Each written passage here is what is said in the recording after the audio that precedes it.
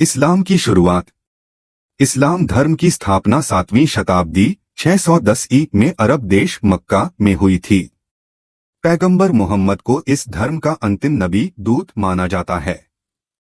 मोहम्मद साहब को 40 वर्ष की आयु में पहली वह्य ईश्वरीय संदेश प्राप्त हुआ, जो फरिश्ते जिब्राइल के माध्यम से आया था। कुरान का प्रकट होना। कुरान इस्लाम का पवित्र ग्रंथ है।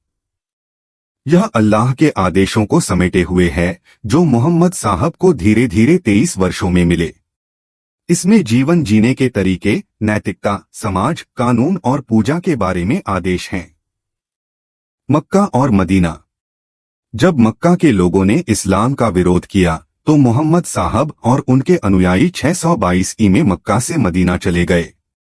इसे हिजरत कहा जाता है। यही घटना इस्लामी कैलेंडर की शुरुआत मानी जाती है। मदीना में इस्लाम तेजी से फैला। युद्ध और समझौते। इस्लाम के शुरुआती दौर में मोहम्मद साहब और उनके अनुयायियों को कई युद्धों जैसे बद्र, उहुद, खंदक का सामना करना पड़ा, लेकिन अंततः मक्का में शांति और इस्लाम की स्थापना हुई। इस्लाम का प्रसार। मोहम्मद साहब की मृत्यु 632 के बाद खलीफा का दौर शुरू हुआ। 4 प्रमुख राशिदून खलीफा हुए: अबू बकर, उमर इब्न अल-खत्ताब, उस्मान इब्न अफ़्फ़ान, अली इब्न अबू तालिब।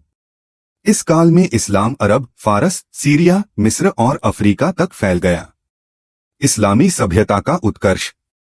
इस्लामिक गोल्डन एज 750-1258 के दौरान विज्ञान, गणित, चिकित्सा, कला और स्थापत्य में महान उन्नति हुई। बगदाद में ज्ञान भवन में बड़ी संख्या में ग्रंथों का अनुवाद और अध्ययन हुआ। इस्लाम धर्म एक शांति, समानता और अल्लाह की इबादत पर आधारित धर्म है। यह दुनिया के सबसे बड़े धर्मों में से एक है और इसका इतिहास न सिर्फ धार्मिक दृष्टि से बल्कि सांस्कृतिक और वैज्ञानिक रूप से भी बहुत महत्वपूर्ण है।